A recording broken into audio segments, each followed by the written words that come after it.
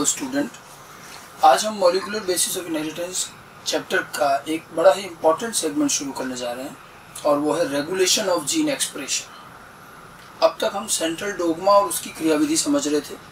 Central dogma में gene expression को समझाया गया कि किस तरह से जीन एक्सप्रेस होता है और एक्सप्रेशन की स्टेप्स क्या क्या है, जिसमें ट्रांसक्रिप्शन, ट्रांसलेशन सारी चीज़ें पढ़ी। अब जीन एक्सप्रेशन जितना ज़रूरी है जिससे कि जीन में उपस्थित आनुवंशिक सूचनाएं बाहर आती है और एक लक्षण निर्माण होता है, तो जितना जरूरी जीन एक्सप्रेशन है उससे कहीं ज़्यादा ज़रूरी है जीन रेगुलेशन। और सेंट्रल डोग्मा के बाद, ट्रांसलेशन के बाद अगला हमारा पार्ट आता है, वो है रेगुलेशन ऑफ जीन एक्सप्रेशन, अर्थात जीन के प्रदर्शन का नियंत्रण।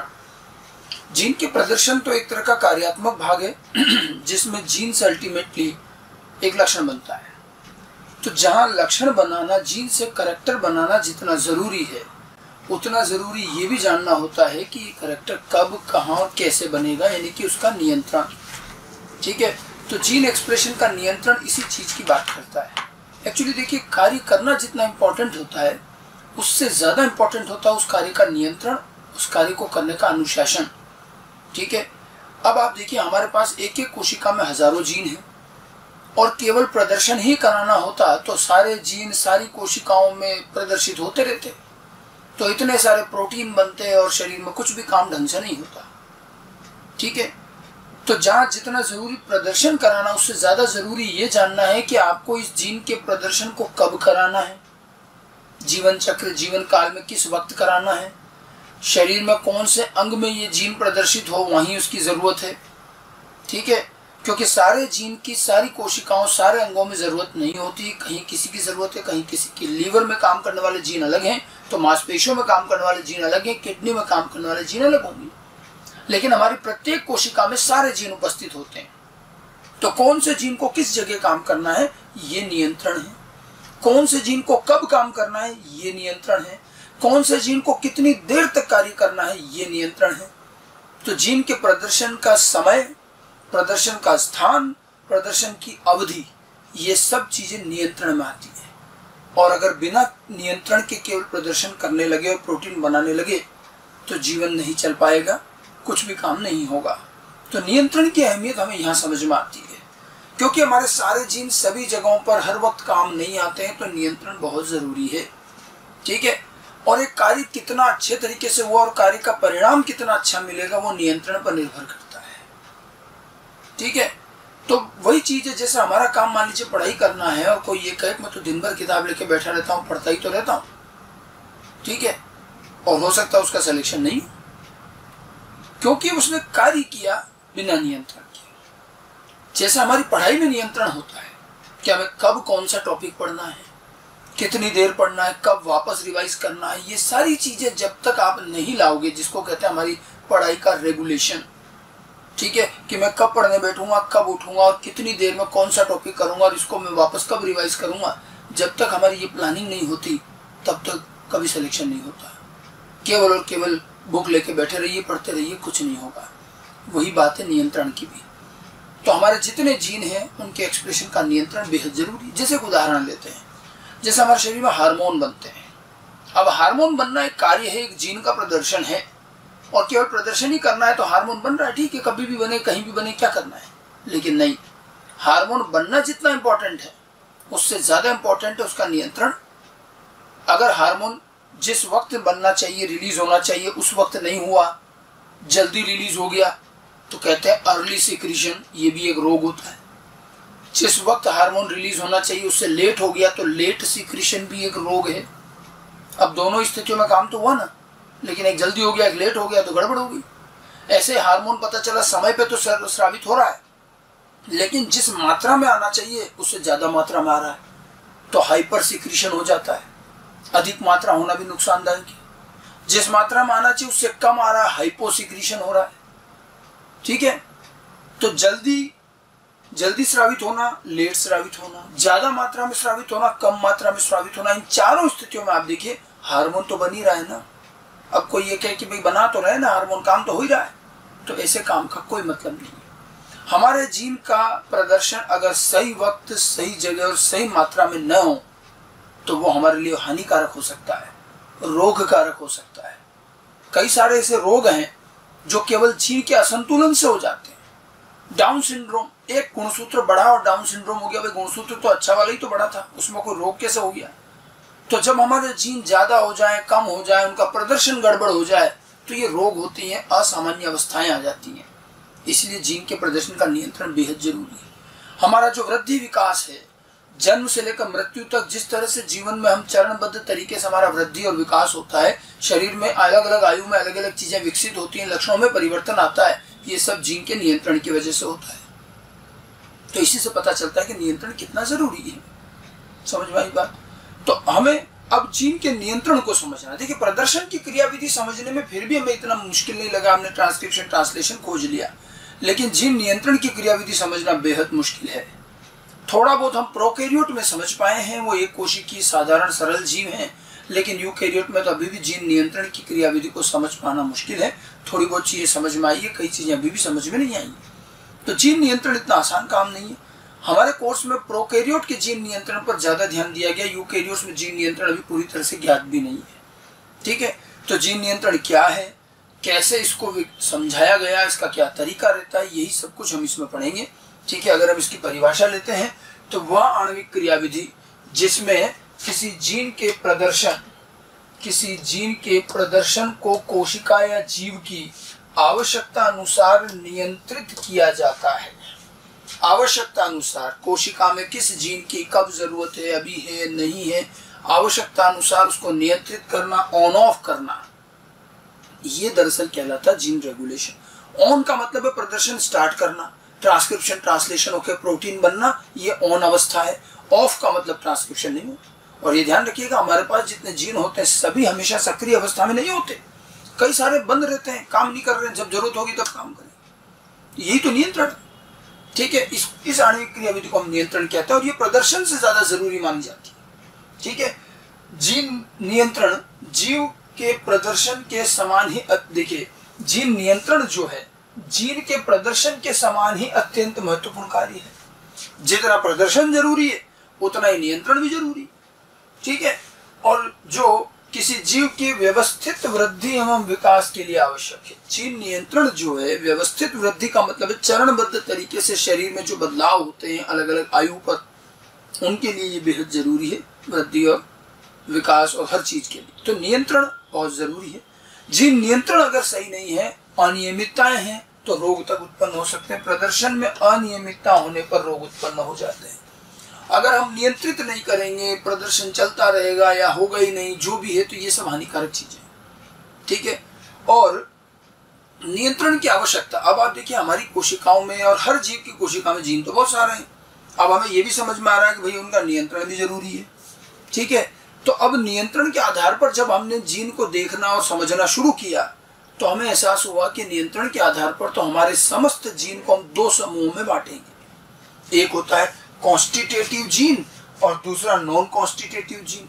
नियंत्रण की आवश्यकता के आधार पर जीन को दो भागों में बांटा जा सकता है। ठीक है, इन दोनों में क्या अंतर है और नियंत्रण किस तरह से क्या रहेगा, थोड़ा और आगे देखें तो कॉन्स्टिट्यूटिव नॉन कॉन्स्टिट्यूटिव की हम तुलना करें।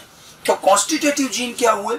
कॉन्स्टिट्यूटिव जीन हमारे जीनोम में वो जीन हैं जिनको कभी नियंत्रित या कभी रोकने की जरूरत नहीं पड़ती। एक्चुअली हमारे जीनोम में दो तरह के जीन हैं। एक जीन वो है जो हमेशा सक्रिय रहेंगे, हमेशा प्रदर्शन करेंगे, उनको कभी रोका नहीं जाएगा। दरअसल वो जीन इतना महत्वपूर्ण काम कर रहे हैं या उनसे बनने वाला प्रोटीन एंजाइम इतना महत्वपूर्ण है कि वो तो हमेशा ही शरीर में जरूरत रहती है।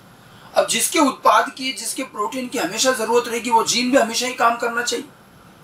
तो ऐसे जीन को कभी हम रोकते नहीं है, ऑफ नहीं करते, और ये जीन कहलाते हैं कॉन्स्टिट्यूटिव जीन। और जिनको ऑन ऑफ करना है कि भाई अभी नहीं, बाद में चाहिएगा, और अब अभी चाहिए तो बाद में नहीं चाहिएगा, तो ये सब जो होते हैं वो नॉन कॉन्स्टिट्यूटिव जीन होते हैं। तो नियंत्रण की आवश्यकता के आधार पर ही दो समूह हैं। कॉन्स्टिट्यूटिव जीन, जिनका एक और नाम है, इन्हें हाउस कीपिंग जीन भी कहा जाता है, याद रखिएगा, हाउस कीपिंग जीन भी कहते हैं। और ये जीन हमेशा सक्रिय रहते हैं, ऑलवेज ऑन रहते हैं।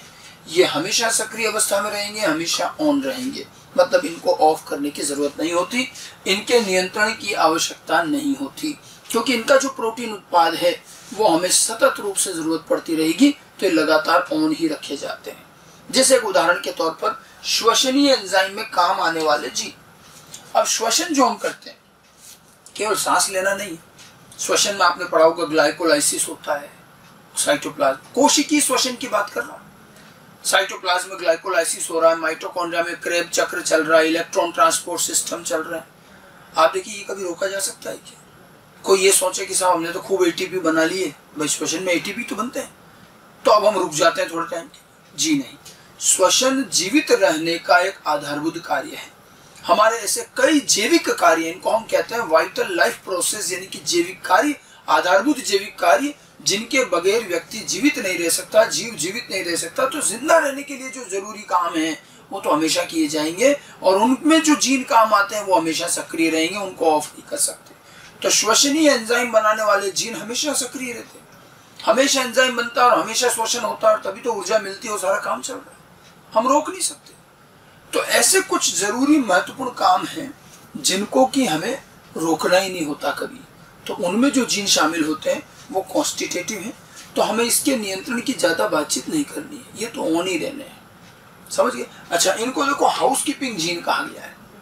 हाउसकीपिंग समझिए, हाउसकीपिंग का मतलब होता है हमारे दैनिक घरेलू कार्य, घर के रूटीन जो रोजाना के काम है। जैसे कई बार हमारी माता जी या घर का कोई ना कोई सदस्य इसको कर ही रहा है, खाना भी बन रहा है, साफ सफाई हो रही, कपड़े धुल रहे हैं, और भी कई सारे काम।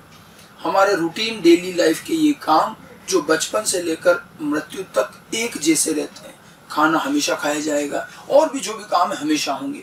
तो ये जो काम होते हैं जो सतत रूप से चलते हैं, इनको हाउसकीपिंग वर्क कहते हैं। काम बड़े साधारण हैं लेकिन बेहद जरूरी है। ठीक है, हम दुनिया भर के दूसरे काम कर लें, कैरियर बना लें, डॉक्टर बन जाए, कुछ भी कर ले, खाना तो खाना ही पड़ेगा। तो ये वो आधारभूत काम है जो हर व्यक्ति के लिए जरूरी है। इसी तरह के काम कॉन्स्टिट्यूटिव कहलाते हैं। तो जिस तरह से हाउसकीपिंग कार्य जीवन पर्यंत चाहिए, जिस तरह से हाउसकीपिंग कार्य करने वाला घर का सदस्य, चाहे वो हमारी माता जी हो, वो दिन भर सक्रिय रहती हैं, हमेशा पूरे दिन घर में कुछ ना कुछ काम रहती है, ठीक उसी तरह से कॉन्स्टिट्यूटिव जीन भी वैसे ही हैं। ये ऐसा काम कर रहे जो जीवन पर्यंत चाहिएगा और हमेशा चाहिएगा, इसलिए हमेशा सक्रिय भी रहते हैं। इसलिए कॉन्स्टिट्यूटिव जीन के इस आधारभूत कार्य को हमने हाउसकीपिंग से तुलना की। ठीक है, तो ये तो एक कैटेगरी हो गई, इसमें ज्यादा नियंत्रण की बातचीत हमें करनी है। दूसरी कैटेगरी वो है नॉन कॉन्स्टिट्यूटिव, और इसमें बल्कि ज्यादा जीन है। ये वो जीन है जो आवश्यकता अनुसार और समय स्थान के आधार पर सक्रिय भी किए जाते हैं और निष्क्रिय भी किए जाते हैं। तो इनको ऑन ऑफ करना होता है। तो इनको हम बोलते हैं लग्जरी जीन या स्मार्ट जीन, और वे जीन हमेशा सक्रिय नहीं रहते हैं और इन्हें आवश्यकता अनुसार ऑन ऑफ किया जाता है। इन्हें जरूरत के हिसाब से ऑन ऑफ करेंगे। ठीक है, इन जीन में देखिए, कॉन्स्टिट्यूटिव जीन में कार्य महत्वपूर्ण, कब करना है, कहाँ करना है, ये तो सोचना ही नहीं है, बस कार्य होना चाहिए, क्योंकि वो काम इंपॉर्टेंट है, वो जीवित रहने के लिए जरूरी है, तो वहां कार्य इंपॉर्टेंट है। नॉन कॉन्स्टिट्यूटिव जीन में कार्य की इंपॉर्टेंस तो तब है जब उसको सही वक्त, सही स्थान और सही मात्रा में किया गया, नियंत्रण के साथ। तो ये जीन जो कार्य करते हैं ये भी काम बहुत इंपॉर्टेंट है, लेकिन इन काम की वैल्यू तभी है जब ये सही समय और सही मात्रा में किए गया। ठीक है, मतलब यहाँ प्रदर्शन का नियंत्रण ज्यादा जरूरी है। अगर उस काम को हम करने में लेट हो जा रहे हैं, या हमने जल्दी कर लिया, ज्यादा कर लिया, कम कर लिया, तो कार्य तो हमने किया लेकिन उस कार्य की वैल्यू खत्म हो गई। तो नॉन कॉन्स्टिट्यूटिव कार्य ऐसे होते हैं जो नियंत्रण के आधार पर किए जाएंगे। ठीक है, या हमें स्मार्टनेस रखनी पड़ेगी कि इस काम को मैं कब शुरू करूं, कितनी देर करूं, कब खत्म करूं। जब तक हमें ऑन ऑफ का ये हमारा स्मार्टनेस नहीं आएगा, तब तक हम इन जीन से कार्य नहीं करवा सकते, और ये जीन हमारे लिए और हानिकारक हो सकते हैं। ठीक है, तो ऑन ऑफ का काम होना चाहिए। इसीलिए तो इनको स्मार्ट जीन कहा है, लग्जरी जीन, स्मार्ट जीन, क्योंकि ये जीन बड़े स्मार्टली काम करते हैं। इन्हें पता होता है कि मुझे कब ऑन होना है, कितनी देर ऑन चलना है, कब ऑफ होना है, कहाँ काम करना है, कहाँ नहीं करना है। यही तो स्मार्टनेस है। जितने हमारे नॉन कॉन्स्टिट्यूटिव कार्य होते हैं वो स्मार्टनेस से किए जाने चाहिए। जैसे पढ़ाई करना हमारा नॉन कॉन्स्टिट्यूटिव कार्य, क्योंकि हम जीवन पर्यंत नहीं करेंगे। खाना खाना हमारा कॉन्स्टिट्यूटिव कार्य, क्योंकि वो जीवन पर्यंत होगा। तो खाने में कोई स्मार्टनेस नहीं चाहिए, आप आराम से जैसे चाहे वैसे खा लें, कोई दिक्कत नहीं। लेकिन पढ़ाई करने में स्मार्टनेस चाहिए, क्योंकि जो आपको इस साल पढ़ना है वो अगले साल नहीं पढ़ना है, और इस साल ही होना चाहिए। और नहीं पढ़ोगे तो आपका करियर नहीं बनेगा, जिस काम के लिए काम करो वो नहीं होगा। बाद में पढ़ोगे कोई फायदा नहीं। तो पढ़ाई नॉन कॉन्स्टिट्यूटिव, इसीलिए पढ़ाई के लिए कहा जाता है स्मार्ट स्टडी होनी चाहिए। स्मार्ट खाना खाना है कोई नहीं बोलता, लेकिन स्मार्ट स्टडी बोलते हैं क्योंकि स्टडी के केस में ऑन ऑफ जरूरी है। तो ये जो नॉन कॉन्स्टिट्यूटिव जीन है इनका काम इसी तरह का है कि हमें इसमें ऑन ऑफ का ध्यान रखना पड़ेगा। तो यहाँ चाहिए रेगुलेशन।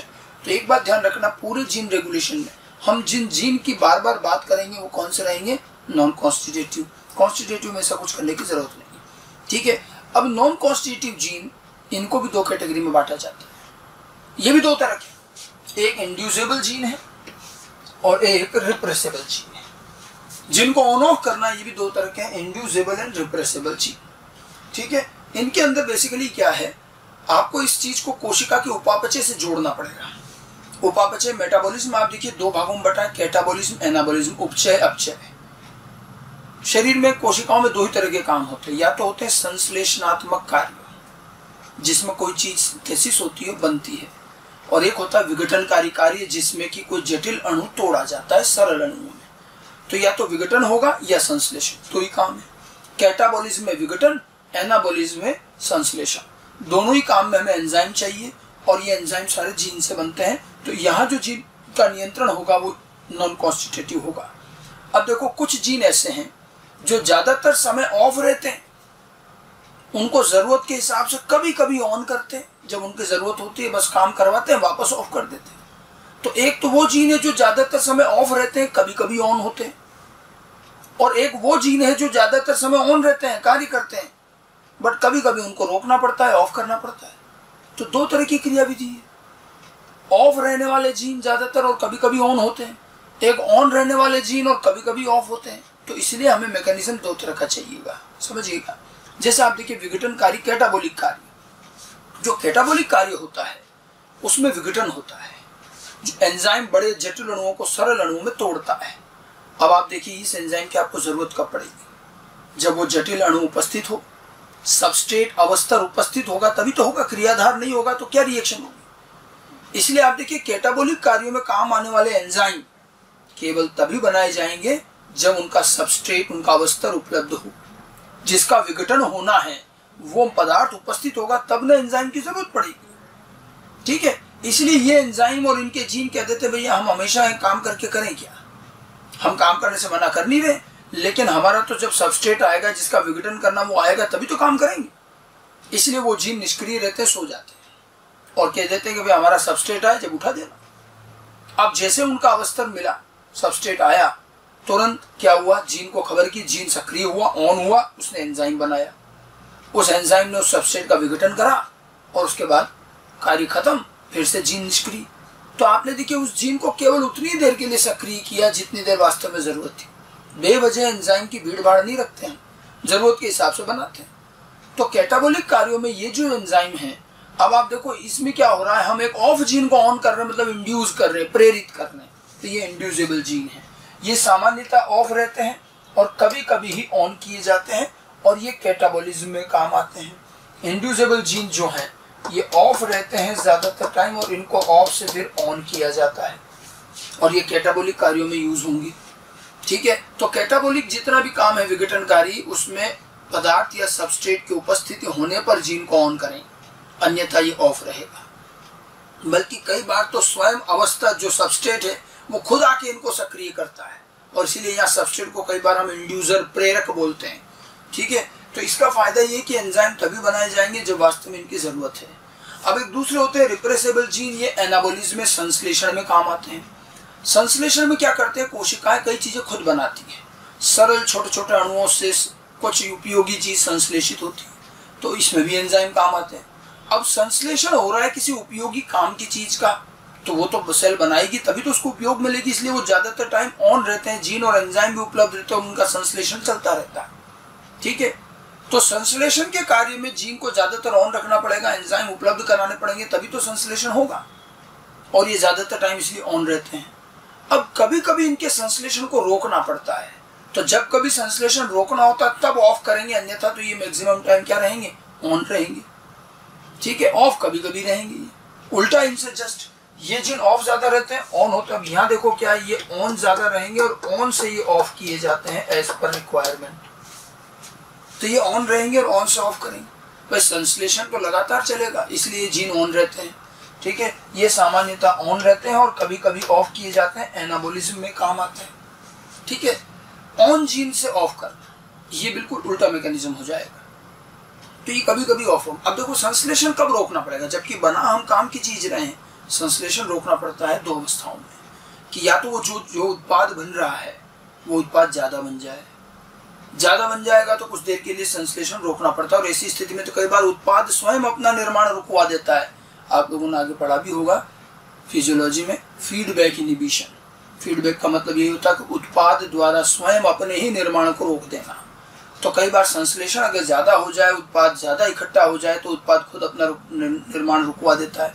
तो या तो संश्लेषण ज्यादा, और या फिर जो उत्पाद हम बना रहे हैं या कोशिका बना रही है वो कहीं से तैयार मात्रा में रेडीमेड मिल जाए बाहर से। अगर कोशिका को जो चीज वो बना रही है वो बाहर रेडीमेड मिल जाए उसके माध्यम में, तो कोशिका उसको बाहर से ग्रहण कर लेती, फिर वो खुद नहीं बनाती। तो जो अंतिम उत्पाद, उपयोगी उत्पाद हम बना रहे हैं, या तो वो अधिक मात्रा में बन जाए और इकट्ठा हो रहा हो, या वो तैयार मात्रा में बाहर उपलब्ध हो तो वहां से ले लिया जाए। इन दो अवस्थाओं में कोशिका अपने इन जीन के निर्माण या इनकी सक्रियता रोक देती है, ऑन जीन को ऑफ कर दिया जाता है। और जब लगता है कि अब खत्म हो गया, अब वापस बनाना है, तो फिर ऑन कर देंगे। तो हमेशा ध्यान रखिएगा, हमारा पूरा मेटाबॉलिज्म और कोशिकीय कार्य दो चीजों से चलेगा, कैटाबॉलिज्म, एनाबॉलिज्म। तो कैटाबॉलिज्म को नियंत्रित करने वाले जीन इंड्यूसिबल जीन रहेंगे, या हमें को जीन को ऑफ को ऑन करने का मैकेनिज्म चाहिए, और रिप्रेसिबल जीन जो होते हैं ये एनाबॉलिज्म को रेगुलेट करते हैं, या ऑन जीन को ऑफ करना होता है। तो जब हम ये दो प्रकार के जीन का पता चला, constitutive gene, non constitutive gene, constitutive को हम यहाँ ज्यादा डिस्कस करें ही नहीं क्योंकि इसमें नियंत्रण की जरूरत नहीं है। नियंत्रण का सारा काम नॉन कॉन्स्टिट्यूटिव के लिए। ये बहुत सारे जीन हैं, इनको भी दो कैटेगरी में बांटते हैं, इंड्यूसिबल एंड रिप्रेसिबल। ये चीज समझ में आने के बाद मैकेनिज्म हालांकि बहुत बाद में आया, लेकिन एक बात हमें पहले समझ में आ गई कि जीन नियंत्रण जो भी हो और जो भी क्रियाविधि दी जाए वो दो प्रकार की होनी चाहिए। इंड्यूसिबल जीन को नियंत्रण करने का तरीका अलग होगा, रिप्रेसिबल को नियंत्रित करने का तरीका अलग होगा, और इसीलिए इन जीन के आधार पर ही पूरे जीन रेगुलेशन को हमने दो प्रकार में बांटा है। नॉन कॉन्स्टिट्यूटिव जीन के आधार पर नियंत्रण दो प्रकार का होगा। ये दो प्रकार कौन कौन से, एक तो है इंडक्शन और दूसरा है रिप्रेशन। इंड्यूसिबल जीन को नियंत्रित करने की क्रियाविधि कहलाएगी इंडक्शन, इंड्यूसिबल जीन का नियंत्रण, जिसमें हम कैटाबॉलिक कार्यों का नियंत्रण करेंगे, और दूसरा है रिप्रेशन, रिप्रेसिबल जीन का नियंत्रण, जिसमें हम एनाबॉलिक कार्यों का नियंत्रण करेंगे, कैटाबॉलिक और एनाबॉलिक। ठीक है, तो अब ये बात स्पष्ट हो गई जीन के माध्यम से कि नियंत्रण होना है, और वो कॉन्स्टिट्यूटिव जीन का नहीं होना है, बाकी नॉन कॉन्स्टिट्यूटिव जीन का होना, और उसमें भी दो प्रकार है, इंडक्शन और repression, inducible gene, repressible gene. तो मैकेनिज्म जो भी दिया जाए उसमें इन सारी बातों का ध्यान रखना पड़ेगा। अब रही बात मैकेनिज्म की, तो थोड़ा सा मैकेनिज्म पर आते हैं। तो जीन नियंत्रण की क्रियाविधि को सर्वप्रथम जैकब और मोनार्ड दो वैज्ञानिकों ने प्रोकैरियोट ई कोलाई में अध्ययन किया और पता किया। ठीक है, और इसलिए हमारे पास प्रोकैरियोट का तो फिर भी मैकेनिज्म अवेलेबल है। ठीक है, जैकब और मोनार्ड द्वारा प्रोकैरियोट्स में ई कोलाई के लिए ये मैकेनिज्म दिया गया, ये क्रियाविधि दी गई। ठीक है, ये पहला और सफल कार्य था। ठीक है, इन्होंने जीन नियंत्रण के लिए एक ऑपरॉन मॉडल प्रस्तुत किया। इन्होंने दिया एक ऑपरॉन मॉडल, और एक नई टर्म बनाई इन्होंने, ऑपरॉन। अभी तक हम कई सारी टर्म सुनते आ रहे हैं, सिस्ट्रॉन, रिकॉन, म्यूटॉन, रिप्लिकेशन में हमने सुन लिया रिप्लिकॉन, अब मैं कह रहा हूँ ऑपरॉन। ऑपरॉन शब्द उन्होंने अंग्रेजी के एक शब्द ओपेरा से बनाया है। तो इन्होंने नियंत्रण का एक ऑपरॉन मॉडल दिया, और प्रोकैरियोट के लिए काफी सफल है, और इसी के आधार पर हम प्रोकैरियोट का नियंत्रण समझते भी हैं। जैकब और मोनार्ड ने ई कोलाई में ये कार्य करके दिया। ठीक है, जैकब और मोनार्ड ने देखा कि इन प्रोकैरियोट, इन एक कोशिकीय जीवों में अगर हमें किसी एक जीन या कुछ जीन को ऑन ऑफ भी कराना है, तो उन जीन को ऑन ऑफ कराने में कुछ दूसरे जीन उनकी मदद करते हैं। तो कुछ और जीन भी हैं जो किसी अन्य जीन को ऑन ऑफ करने में मदद करते हैं, और वो जो मदद कर रहे वो स्वयं हो सकता है कुछ नहीं कर रहे, वो कुछ आरएनए प्रोटीन नहीं बना रहे। यही हमें पहली बार समझ में आया कि कुछ जीन ऐसे भी होते हैं जो ना आरएनए बनाते हैं ना प्रोटीन बनाते हैं, फिर भी जीन कहलाते हैं, और ये किसी दूसरे जीन के नियंत्रण में मदद करते हैं। ठीक है, तो इस तरह से उन्होंने देखा कि जीन के ऑन ऑफ करने में जीन का पूरा समूह काम करता है, और जीन के इस पूरे समूह को ही उन्होंने एक इकाई नाम दिया, वो कहा गया ऑपरॉन। उन्होंने कहा कि ऑपरॉन जीन का एक समूह है जिसमें अलग अलग तरह के जीन हैं, और ये सब मिलकर एक नियंत्रण इकाई के रूप में कार्य करते हैं। इन्होंने ये ऑपरॉन शब्द अंग्रेजी के ओपेरा शब्द से लिया है। ओपेरा जो होता है अलग अलग वाद्य यंत्र बजाने वाले म्यूजिशियंस का समूह होता है। आप बड़े बड़े स्टेज प्रोग्राम देख सकते हैं जहाँ पर बहुत सारे, कोई ढोलक बजा रहा, कोई तबला, कोई कुछ अलग अलग चीजें बजाने वाले खूब लोग बैठे होते हैं और बड़े तालमेल के साथ बजाते हैं और तभी एक अच्छी धुन तैयार होती है। बड़े समूह को ओपेरा कहते हैं, आजकल छोटे समूह को ऑर्केस्ट्रा कह देते हैं। तो ओपेरा या ऑर्केस्ट्रा ये दरअसल एक कोऑर्डिनेशन, तालमेल के लिए जाने जाते हैं, तभी तो बेहतर तरीके से चीजें सुनाई देती। तो जिस तरह से उनमें तालमेल होता है, ऐसा ही इन जीन के मध्य भी एक तालमेल होता है, उसी से नियंत्रण होता है। इसलिए नियंत्रण की इकाई को ओपेरा की तर्ज पर ओपेरोन नाम दिया गया। समझ में आ गई बात? ठीक है। ओपेरोन को अगर मैं परिभाषित करता हूं तो ओपेरोन जो है डीएनए का वह खंड है जो एक जीन नियंत्रण इकाई के रूप में कार्य करता है। ये डीएनए का एक खंड मान सकते हो जो एक नियंत्रण इकाई के रूप में काम करता है और इसमें 4 प्रकार के जीन शामिल होते हैं। ओपेरोन में एक से ज्यादा जीन है, उसमें 4 प्रकार के जीन शामिल है। कौन कौन से? पहला है संरचनात्मक जीन, स्ट्रक्चरल जीन, जो एक या एक से ज्यादा हो सकते हैं। एक या एक से ज्यादा संरचनात्मक जीन है। फिर एक ऑपरेटर जीन, एक प्रमोटर जीन और एक रेगुलेटर जीन। इस तरह से 4 जीन मिलकर के एक ओपेरोन बनता है, ओपेरोन की इकाई बनती है। इनमें स्ट्रक्चरल जीन या संरचनात्मक जीन सबसे इंपॉर्टेंट है। यही वो जीन है जो प्रोटीन, जो एंजाइम बना रहे हैं, इन्हीं को हमें ऑन ऑफ करना है। तो मेनली तो ये जीन है जो कार्य कर रहा है और इन्हीं को ऑन ऑफ करना है। ऑपरेटर, प्रमोटर, रेगुलेटर, ये तीनों जो हैं इन स्ट्रक्चरल जीन के ऑन ऑफ में इनकी मदद करते हैं और इस तरह से पूरी एक नियंत्रण इकाई बनती है। 4 जीन मिला करके इसको ओपेरोन कहा जाता है। जेकब और मोनार्ड ये बात अच्छी तरह से जानते थे कि नियंत्रण 2 प्रकार का है, इंडक्शन, रिप्रेशन, कैटाबॉलिज्म और एनाबॉलिज्म के आधार पर। तो इन्होंने जब अपना ओपेरोन मॉडल दिया तो इन्होंने ओपेरोन के भी 2 प्रकार बनाए, इंडक्शन का ओपेरोन अलग और रिप्रेशन का ओपेरोन अलग। और जेकब और मोनार्ड के अनुसार ओपेरोन 2 प्रकार का होगा, एक इंड्यूसेबल ओपेरोन और दूसरा रिप्रेसेबल ओपेरोन। जो मैंने इंडक्शन और रिप्रेशन 2 प्रकार का मैकेनिज्म बताया, 2 प्रकार का नियंत्रण बताया, उसी के आधार पर 2 प्रकार की ओपेरोन। जो इंड्यूसेबल ओपेरोन है ये कैटाबॉलिज्म को नियंत्रित करेगा, इंड्यूसेबल जीन का, और इसका एक बड़ा अच्छा एग्जांपल है लैक्टोज ओपेरोन, ई कोलाई का। और ऐसे रिप्रेसेबल ओपेरोन में हम उदाहरण लेंगे ट्रिप्टोफैन ओपेरोन का। तो हम ओपेरोन के भी 2 भाग करेंगे क्योंकि नियंत्रण 2 प्रकार का है, इंडक्शन, रिप्रेशन, क्योंकि जीन 2 प्रकार के हैं, इंड्यूसेबल जीन, रिप्रेसेबल जीन। तो ओपेरोन भी 2 प्रकार का। अब सबसे पहले हम इंड्यूसेबल की बात कर ले। एनसीईआरटी में तो हमें इंड्यूसेबल ही समझाया है, ओपेरोन, लैक्टोज ओपेरोन, बट हम तुलनात्मक रूप से दोनों पढ़ेंगे तभी बात पूरी समझ में आती है। रिप्रेसेबल को इसी की तुलना में बाद में पढ़ेंगे, पहले हम इंड्यूसेबल की बात करते हैं। इंड्यूसेबल ओपेरोन, और इसका बेहतरीन एग्जांपल है हमारे पास लैक्टोज ओपेरोन, या शॉर्ट में इसको लैक ओपेरोन कहते हैं। लैक्टोज या लैक है क्या चीज, ये सभी जानते हैं हम। लैक्टोज एक शर्करा है। कौन सी शर्करा है? डाइसैकेराइड, अर्थात 2 इकाइयों से मिलकर बनी है। ग्लूकोज और गैलेक्टोज की एक इकाई मिलकर के लैक्टोज शर्करा बनती है। इसे मिल्क शुगर भी कहते हैं, दूध में होती है। ठीक है। बैक्टीरिया ई कोलाई के साथ लैक्टोज का एक प्रयोग किया गया जेकब और मोनार्ड द्वारा। जेकब और मोनार्ड ने देखा कि ई कोलाई बैक्टीरिया सामान्य अवस्था में लैक्टोज का उपयोग नहीं करता, बट कभी जरूरत आन पड़े तो वो लैक्टोज का उपयोग कर सकता है। और ये देखा गया कि जब कभी विशेष परिस्थितियों में वो लैक्टोज का उपयोग करता है तो वो लैक्टोज का विघटन करता है, 2 हिस्सों में तोड़ देता है, ग्लूकोज अलग, गैलेक्टोज अलग, और फिर वो ग्लूकोज को श्वसन में काम में ले लेता है। ठीक है। अगर बैक्टीरिया के सामने ऐसी स्थिति आ जाए कि जिस माध्यम में वो वृद्धि कर रहा है वहां ग्लूकोज शर्करा है ही नहीं। देखिए, कोई भी सूक्ष्म जीव है जब भी माध्यम में संवर्धन करते हैं तो वो हमेशा ग्लूकोज शर्करा प्रीफर करता है माध्यम में। इसका फायदा ये कि ग्लूकोज जब वो लेता है तो सीधा ग्लाइकोलाइसिस शुरू और ऊर्जा निर्माण, श्वसन का कार्य शुरू। अगर कोई और शुगर होगी तो पहले उसे ग्लूकोज में बदलना पड़ेगा, तब जाकर के श्वसन शुरू होगा, ग्लाइकोलाइसिस शुरू होगा। इसीलिए जब भी हम संवर्धन करते हैं तो हम माध्यम में ग्लूकोज ही डालते हैं ताकि कोशिका आराम से उसको ले भी ले और तुरंत उनमें ऊर्जा निर्माण शुरू हो जाए। अब यही देखा गया कि ई कोलाई जिन माध्यम में उगाया जाता है, वृद्धि की जाती है, उनमें ग्लूकोज ही होता है। इन्होंने जानबूझ करके उस ई कोलाई को ग्लूकोज की जगह लैक्टोज दिया और देखा कि क्या होता है। अब जब उसको सिर्फ लैक्टोज ही दिया गया तो वो मरेगा नहीं, वो अपने जिंदा रहने के लिए अब लैक्टोज का इस्तेमाल शुरू करेगा। ऐसे में वो क्या करेगा, लैक्टोज का विघटन ग्लूकोज और गैलेक्टोज में, फिर वो ग्लूकोज काम में ले लेगा, बल्कि गैलेक्टोज को भी ग्लूकोज में बदल देगा। तो ये लैक्टोज का विघटन हुआ, देखिए, दोनों इकाइयों में। और अभी इस विघटन में जो एंजाइम काम आते हैं उनका नियंत्रण, उनके प्रदर्शन के नियंत्रण को लैक ओपेरोन कहते हैं। अब आप देखिए, लैक्टोज विघटन के ये एंजाइम ई कोलाई को हमेशा थोड़ी बना के रखेगा, हमेशा कौन सा वो लैक्टोज खा रहा है, तो वो इनके जीन को हमें ज्यादातर समय ऑफ रखता है। जब उसे लग जाता है कि अब ग्लूकोज है नहीं, लैक्टोज लेना पड़ेगा, तब फिर अपने इन जीन को सक्रिय करता, ऑन करता है। उस समय लैक्टोज विघटन के एंजाइम बनेंगे और वो एंजाइम लैक्टोज का विघटन करेंगे और कोशिका को ऊर्जा मिलती रहेगी। समझ में आई बात?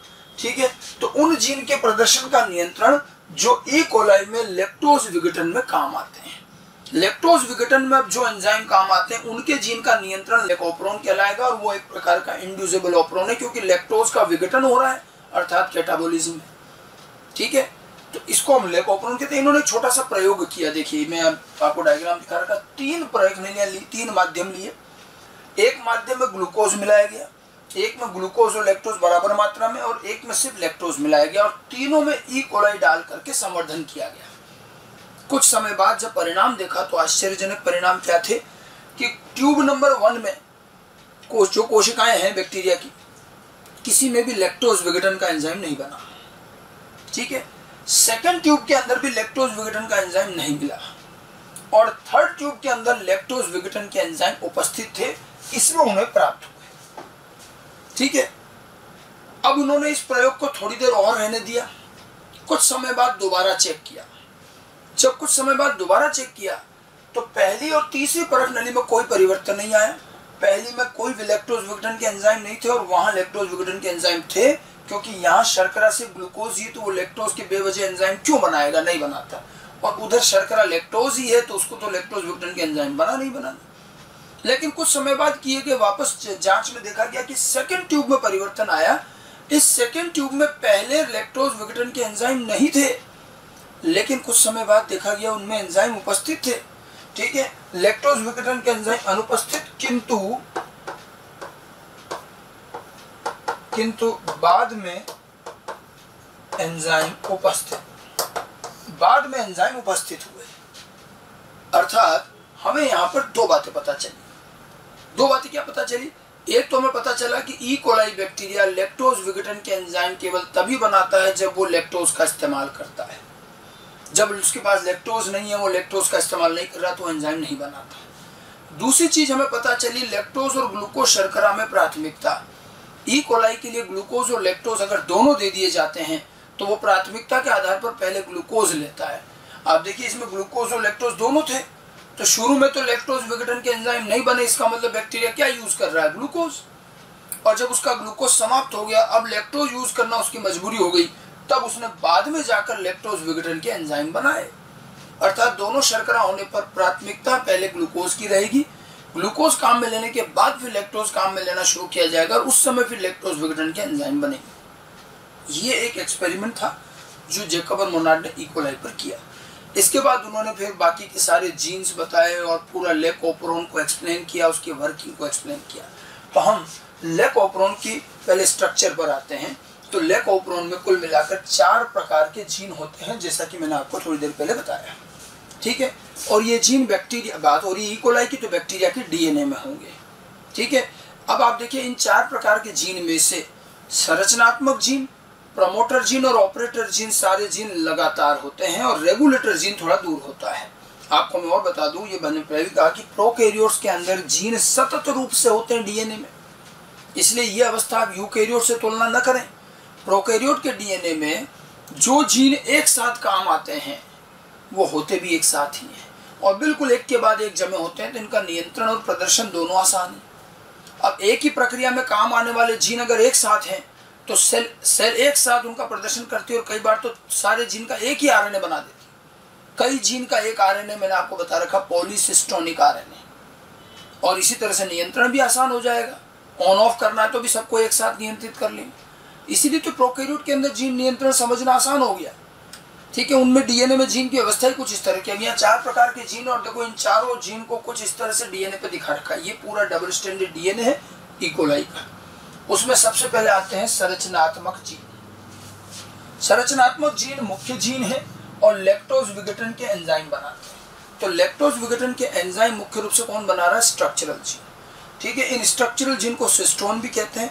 मैंने आपको ये टर्म पहले भी बताई थी कि सिस्टोन हम किसको कहेंगे, वे जीन जो आरएनए बनाते हैं, प्रोटीन बनाते हैं, वो सिस्टोन कहलाते हैं। जो आरएनए प्रोटीन नहीं बनाते हैं वो सिस्टोन नहीं है। तो संरचनात्मक जीन तो सिस्टोन है, और संरचनात्मक जीन के लिए कहा गया था कि ऑपरॉन में संरचनात्मक जीन एक या एक से ज्यादा भी हो सकते हैं। लेक ऑपरॉन एक ऑपरॉन का उदाहरण मात्र है, और लेक ऑपरॉन में हमने देखा है कि इसमें 3 प्रकार के संरचनात्मक जीन होते हैं। इसमें 3 संरचनात्मक जीन है जो 3 प्रकार के एंजाइम बनाते हैं, और तीनों जीन सतत होते हैं। और ये जीन कौन कौन से हैं? लेक जेड, लेक वाई और लेक ए। बिल्कुल इनका क्रम और नाम यही रहेंगे, स्टैंडर्ड हैं, जेड, वाई और ए। और ये 3 तरह के एंजाइम बनाते हैं। लेक जेड एक एंजाइम बनाता है बीटा गैलेक्टोसाइडेज, ये बीटा गैलेक्टोसाइडेज एंजाइम बनाता है, और बीटा गैलेक्टोसाइडेज एंजाइम लैक्टोज का ग्लूकोज और गैलेक्टोज में विघटन करता है। अर्थात लैक्टोज विघटन का जो मुख्य एंजाइम है वो तो कौन है? Beta galactosidase. इसके अलावा लेकिन फिर भी 2 एंजाइम और बनते हैं। लेक वाई से बनता है परमिएज, इससे बनता है परमिएज, और लेक ए से बनता है ट्रांसएसिटाइलेज।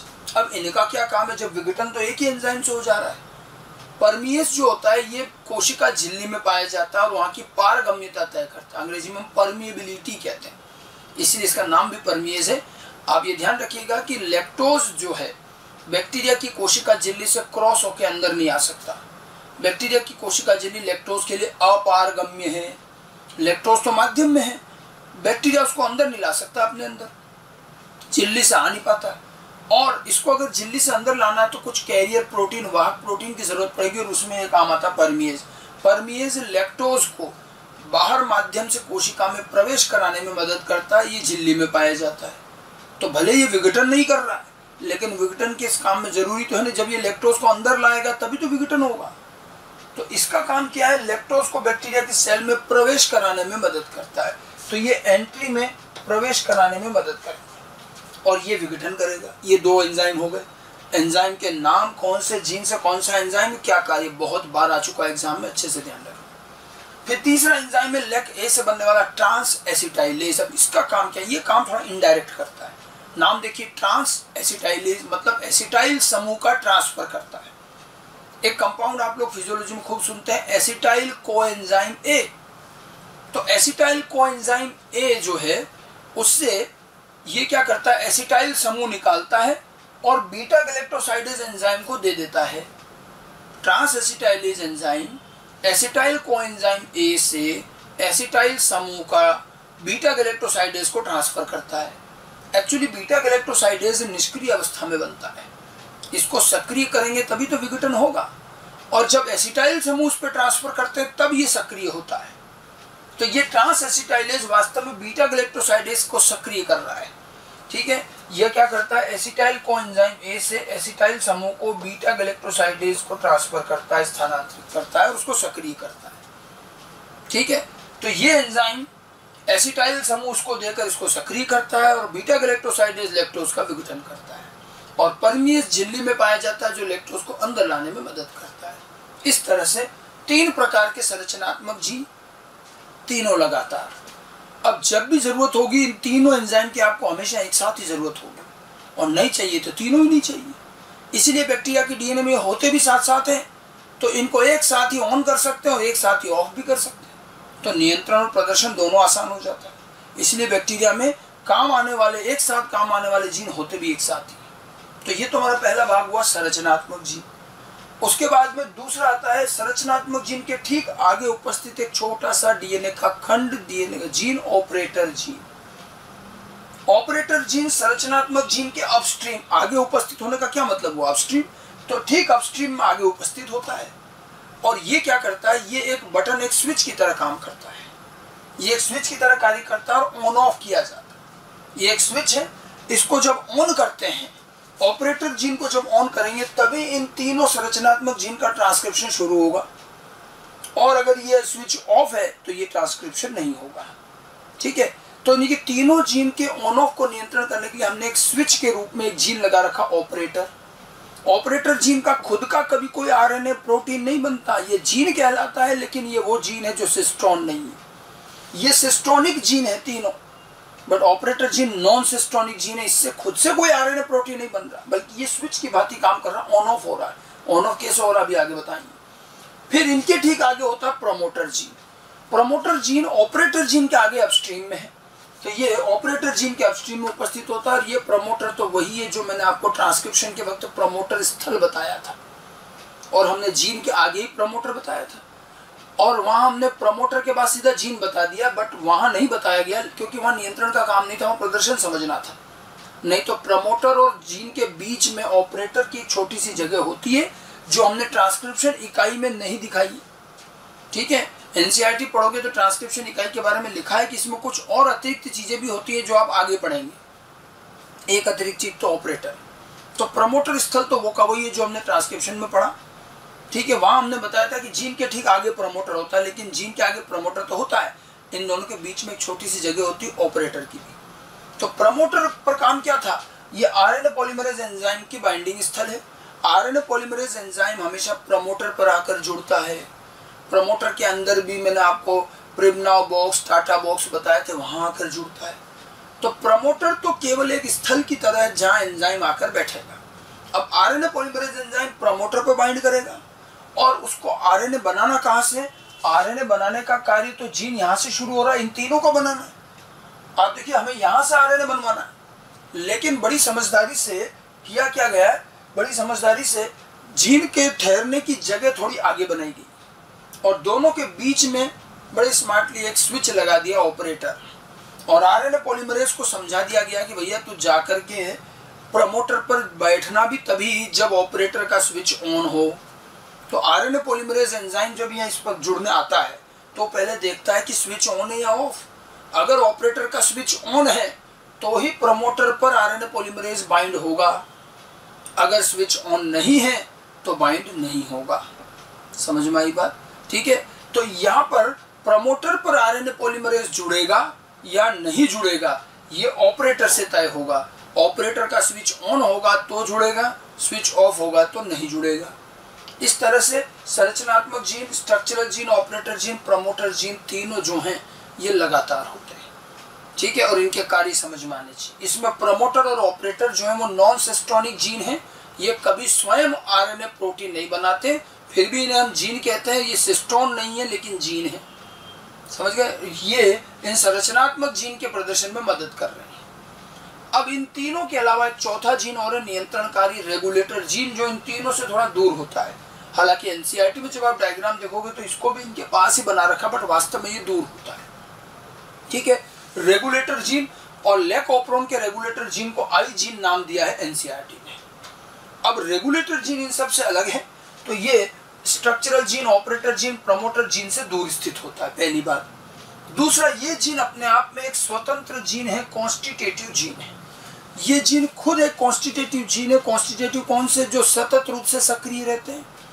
तो ये जीन तो एक स्वतंत्र इंडिपेंडेंट जीन है, और वो भी कॉन्स्टिट्यूटिव है। इससे लगातार आरएनए बनेगा, प्रोटीन बनेगा। ये जीन कभी ऑफ नहीं होता। तो ये जो जीन है सतत रूप से एक सक्रिय प्रोटीन बनाता है, और उस प्रोटीन को कहते हैं रिप्रेसर प्रोटीन। ये तो कॉन्स्टिट्यूटिव जीन है, हमेशा काम करेगा। इसका जो ये रिप्रेसर प्रोटीन बनता है, ये प्रोटीन इस संरचनात्मक जीन के नियंत्रण में भी काम आएगा, और कोशिका में दूसरी जगह भी काम आ रहा है, इसलिए इसका निर्माण लगातार होगा। रेगुलेटर जीन जो प्रोटीन बना रहा है उसको रिप्रेसर कहते हैं, और ये रिप्रेसर केवल नियंत्रण के लिए नहीं बन रहा, और भी कामों में यूज होता है, इसलिए ये लगातार बनता है। ठीक है, ये रिप्रेसर बना, और इस रिप्रेसर प्रोटीन से नियंत्रण होगा ऑपरेटर का, कि यह रिप्रेसर प्रोटीन ऑपरेटर जीन पर जुड़कर उसे स्विच ऑफ कर देता है। ये ऑपरेटर पर जुड़ता है, उसको स्विच ऑफ कर देता है। आ गई बात समझ में? ठीक है, अब आप देखिए, ये है तीनों संरचनात्मक जीन नॉन कॉन्स्टिट्यूटिव जीन, और वो रेगुलेटर जीन है कॉन्स्टिट्यूटिव जीन। इसलिए कुछ वैज्ञानिक तो रेगुलेटर जीन को ऑपरोन का हिस्सा ही नहीं मानते कि ये तो अपने आप में स्वतंत्र जीन है। तो ये थोड़ा बहुत विवाद चलता है। ठीक है, अब ये नॉन कॉन्स्टिट्यूटिव जीन के नियंत्रण किसके हाथों में? कॉन्स्टिट्यूटिव के हाथ में। इसको कह रखा कि भाई तुम तो हमेशा काम करोगे ही करोगे, तुम तो कॉन्स्टिट्यूटिव जीन हो, तो एक काम करना लगे या तो अपने काम के साथ साथ हमारे नॉन कॉन्स्टिट्यूटिव के प्रदर्शन का भी ध्यान रखना, और जब प्रदर्शन की जरूरत नहीं हो तो बंद करवा देना, जरूरत होगी तो ऑन करवा देना। तो ये रेगुलेटर जीन यहाँ से क्या करता है, अपने प्रोटीन को भेजता है कि जाओ जाके स्विच बंद कर दो। आमतौर पर सामान्य अवस्था में बैक्टीरिया या ई कोलाई ग्लूकोज काम में लेता है, माध्यम में भी ग्लूकोज होता है, तो लैक्टोज के एंजाइम की जरूरत ही नहीं है। ये तो केवल तब जरूरत है जब लैक्टोज काम में ले। तो ये जीन क्या करता है, अपने प्रोटीन को भेजता है और कहता है इसका स्विच बंद कर दो, अपने को जरूरत नहीं। तो ये रिप्रेसर यहाँ से आता है और जाकर ऑपरेटर पर जुड़ जाता है। कोई वास्तव में स्विच नहीं है, पूरा डीएनए ही है, बस केवल ऑपरेटर का रिप्रेसर का ऑपरेटर पर जुड़ना ही स्विच ऑफ माना जाता है। अब यहां अगर ऑपरेटर पर ये रिप्रेसर आके जुड़ गया तो आरएनए पॉलीमरेज एंजाइम जब यहां काम करने आता है तो वो देखता है कि अगर ऑपरेटर पर रिप्रेसर लगा हुआ है तो यानी कि अपने को काम नहीं करना, ठीक है। ये बीच में अवरोध की तरह लग जाएगा, एंजाइम इधर जुड़ भी जाएगा तो वो इधर तो आ ही नहीं पाएगा, प्रोटीन आरएनए तो इधर से बनना है। तो आरएनए पॉलीमरेज ऑपरेटर पर अगर रिप्रेसर लगा है तो वो प्रमोटर पर नहीं जुड़ता, ठीक है, और ये स्विच ऑफ रहता है, कोई ट्रांसक्रिप्शन नहीं होता, ज्यादातर समय ऐसा ही रहता है। लेकिन अगर कोशिका ने लैक्टोज उपयोग करना शुरू किया तो अब लैक्टोज उपयोग करना शुरू किया तो लैक्टोज आकर के देख रहे हैं कि हमारे तो एंजाइम ही नहीं बन रहे। और जब लैक्टोज पता करते हैं भाई हमारे एंजाइम क्यों नहीं बन रहे, तो उन्हें बताया जाता है कि आपके एंजाइम इसलिए नहीं बन रहे कि आपके जीन को स्विच ऑफ कर रखा है। कि किसने, कि साहब ये रिप्रेसर नाम का व्यक्ति है, ये जाके स्विच बंद कर रहा है। अगर लैक्टोज चाहता है कि उसके एंजाइम बने तो उसे क्या करना चाहिए, बिल्कुल सही बात है, स्विच ऑन कराना चाहिए। वो इस ऑपरेटर पर लगे हुए रिप्रेसर को हटा देता है। कैसे, लैक्टोज भी जाकर के उस रिप्रेसर से जुड़ता है और रिप्रेसर की वो हालत करता है कि उसकी संरचना बदल देता है और संरचनात्मक परिवर्तन होने के बाद रिप्रेसर यहाँ से हट जाता है। और जैसे ही रिप्रेसर हटा, स्विच ऑन, फिर ये आरएनए पॉलीमरेज आराम से यहाँ जुड़ जाता है और फिर तीनों जीन का ट्रांसक्रिप्शन हो जाता है, एंजाइम बन जाते हैं। अब ये जो एंजाइम बने ये क्या करेंगे, ये जो एंजाइम बने ये उस लैक्टोज का ही विघटन करेंगे जिसने इनको सक्रिय करवाया। समझ में आई बात। तो कैटाबोलिक कार्यों में ऐसा ही है कि जो अवस्थर आकर के जीन को सक्रिय कर रहा है उसकी जीन के एंजाइम उसी का विघटन कर देते हैं। और इसीलिए लैक्टोज को हमने यहाँ प्रेरक कहा, इंड्यूसर कहा, कि वो आकर के ऑन करवा रहा है तो वो प्रेरक कहलाएगा, ठीक है। इस तरह से एक नियंत्रण चलता है। इसकी वर्किंग को हम और अच्छे से समझाएंगे। पहले तो आपको इन चारों जीन का कार्य समझ में आ जाना चाहिए कि स्ट्रक्चर जीन कौन कौन से हैं, कौन कौन से एंजाइम है और एंजाइम के क्या काम है। उसके बाद ऑपरेटर जीन का कार्य, प्रमोटर जीन का काम और रेगुलेटर जीन क्या है उसका काम। ये बात पहले समझ में आ गई। इतना समझ में आने के बाद हम लेक ऑपरोन की वर्किंग, कि वो कब ऑन होता है, कैसे ऑफ होता है, ये समझेंगे डायग्राम से। ऐसे ही 2 डायग्राम एनसीईआरटी ने भी बनाए हैं, उसी का ही आसान स्वरूप मैंने आपको यहाँ बनाना है, ठीक है। तो अब हम इसकी वर्किंग पर आते हैं। तो वर्किंग यानी कि कार्य प्रणाली, इसमें 2 अवस्थाएं रहेंगी। पहली अवस्था जब लैक्टोज माध्यम में अनुपस्थित हो, अगर लैक्टोज उपस्थिति नहीं है तो क्या होगा। अब जैसे मैंने वही ऑपरोन वापस बनाया, देखो वही ZYA संरचनात्मक gene, operator gene, promoter gene और ये आई जीन रेगुलेटर जीन। समझ गए, ठीक है। अच्छा, एनसीईआरटी में क्या कर रखा है, इस आई जीन के आगे भी एक P लिखा हुआ है, तो कई लोग उससे कंफ्यूज होते, कोई दिक्कत नहीं। देखिए, जिस जीन से आरएनए बनता है उसके आगे प्रमोटर तो चाहिए ना, तो इससे भी तो आरएनए बन रहा है तो इसका भी प्रमोटर होगा। ये प्रमोटर इन तीनों का संयुक्त रूप से है, क्योंकि ये अलग अलग कभी प्रदर्शित नहीं होते, एक साथ ही होंगे, तो इनका कॉमन प्रमोटर है, इसका भी प्रमोटर है। अब ये जीन तो अपना सामान्य कार्य कर रहा है, इसने एमआरएनए बनाया और इससे प्रोटीन बन गया। ये मान लो रिप्रेसर प्रोटीन मॉलिक्यूल है, हमने एक डायग्राम मॉडल बना दिया। ये रिप्रेसर प्रोटीन एक सक्रिय मॉलिक्यूल है, ये बना और ये यहाँ से चला और जाके ऑपरेटर पे जुड़ गया। अब ये ऑपरेटर जीन पे जुड़ गया, ये लग गया इस पे जाके, इसी अवस्था को स्विच ऑफ कह देते हैं और कुछ भी नहीं। ऑपरेटर पर कुछ लगा हुआ है मतलब ऑफ, कुछ नहीं लगा है तो ऑन, ये मान रखा है। अब आप देखो आरएनए पॉलीमरेज एंजाइम ये या प्रमोटर पर जुड़ना आ भी जाए तो इसको लगा देख करके ये जुड़ता नहीं है, वापस चल देता है। तो जुड़ के करे भी क्या, अगर ये एंजाइम जुड़ भी जाए तो आप देखो इसको यहाँ जुड़ा है, आरएनए यहाँ से बनाना, मैंने बताया था ना, एंजाइम थोड़ा आगे जुड़ता है फिर चल के आता है और जहाँ जीन शुरू हो रहा है वहां से आरएनए बनाता है। अब ये यहाँ जुड़ के इधर चल के जाएगा और यहाँ से आरएनए बनाएगा। अब चल के जाए कैसे, बीच में तो हमने पत्थर की तरह क्या रख रखा है, रिप्रेसर, तो ये यहाँ से यहाँ नहीं आ पाता, इसलिए ये जुड़ता भी नहीं। अब जब एंजाइम जुड़ा ही नहीं तो इन तीनों जीन का कोई ट्रांसक्रिप्शन नहीं होगा, कोई ट्रांसलेशन भी नहीं होगा और कोई एंजाइम भी नहीं बनेगा। जब लैक्टोज माध्यम में नहीं है तो इन एंजाइम को बनाने की जरूरत भी नहीं है और ये पूरा ऑपरेशन जो है ऑफ रहेगा। ये ऑफ अवस्था है और ज्यादातर समय यही चलेगी। तो ये बड़ी आसान सी चीज है, वर्किंग समझ में आनी चाहिए। समझ में आया कैसे ऑफ हुआ। अब ऑन कैसे होगा, जब लैक्टोज आएगा। तो हम दूसरी अवस्था लेते हैं इसी की, सेकंड पार्ट देखिए, जब लैक्टोज माध्यम में उपस्थित है, मतलब लैक्टोज है, कोशिका लैक्टोज काम में लेगी, ठीक है। तो देखिए वो का वही ऑपरेंड दोबारा बनाया मैंने, वही एमआरएनए, इससे तो आरएनए बना, उससे रिप्रेसर प्रोटीन, ये एक सक्रिय रिप्रेसर प्रोटीन बन गया। यहाँ तक तो वो की वही बात है। अब ये रिप्रेसर प्रोटीन जुड़ने जा रहा है, तो हमारे पास अब क्या है, लैक्टोज। तो ये लैक्टोज मॉलिक्यूल रिप्रेसर से जाके जुड़ जाता है। ये मैंने यहाँ जुड़ना बताया है, लेकिन आप थोड़ा कॉमन सेंस रखिएगा, यहाँ नहीं जुड़ रहा है, ये रिप्रेसर वास्तव में वहां लगा हुआ है, तभी तो ऑफ था ना। तो ये वहां जाके जुड़ता है, और जब ये जुड़ता है तो इनकी संरचना बदल गई। देखो इसकी संरचना मैंने बदल रखी, इसके जुड़ने के साथ संरचनात्मक परिवर्तन हुआ और ये निष्क्रिय हो गया। इसको बोलते हैं रिप्रेसर इंड्यूसर कॉम्प्लेक्स। तो रिप्रेसर तो सक्रिय है, लेकिन रिप्रेसर इंड्यूसर कॉम्प्लेक्स निष्क्रिय है। और यहाँ इस लैक्टोज को हम क्या कहेंगे, इंड्यूसर, प्रेरक, क्योंकि ये ऑन करवाने आया है, इसलिए इसको इंड्यूसर बोलते हैं। और लैक्टोज मॉलिक्यूल के जुड़ने की एक जगह देखो, मैंने एक साइट बना रखी इसे गोल करके। आप कई बार सुनते हैं एलोस्टेरिक साइट, एंजाइम वगैरह में भी होती है, ठीक है। एलोस्टेरिक साइट है ये, और ये मॉलिक्यूल जाके यहाँ फिट हो जाता है, और जैसे ये फिट होता है इसकी संरचना बदल जाती है, ठीक है। सामान्य सी रिएक्शन है ये।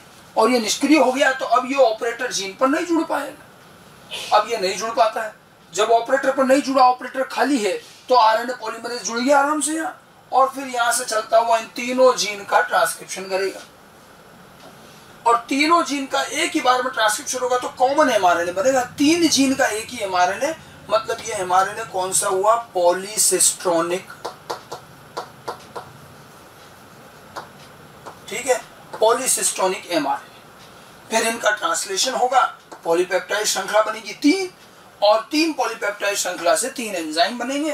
पहले वाले से बना बीटा गैलेक्टोसाइडेज, दूसरे से बना परमिएज, और तीसरे से बना ट्रांसएसिटाइलेज। परमिएज तो जाएगा झिल्ली में, ट्रांसएसिटाइलेज इसको सक्रिय करेगा, बीटा गैलेक्टोसाइडेज को, और बीटा गैलेक्टोसाइडेज लैक्टोज को ग्लूकोज और गैलेक्टोज में तोड़ देता है, ठीक है। ये जो पूरी की पूरी वर्किंग है कार्यप्रणाली। अब आप देखिए, इस लैक्टोज ने आकर के रिप्रेसर को निष्क्रिय करा और जीन को आरंभ कराया। तो सेल ने जब लैक्टोज इस्तेमाल किया तो लैक ऑपरॉन शुरू हुआ, ये ऑन हो गया। तो ऑन और ऑफ की दोनों कंडीशन ध्यान रखें। इसी तरह के डायग्राम एनसीईआरटी में भी है, लेकिन आप अपनी कॉपी में इसको जरूर बनाएं, ठीक है। इसको बनाएं और साथ साथ में देखें, क्लियर।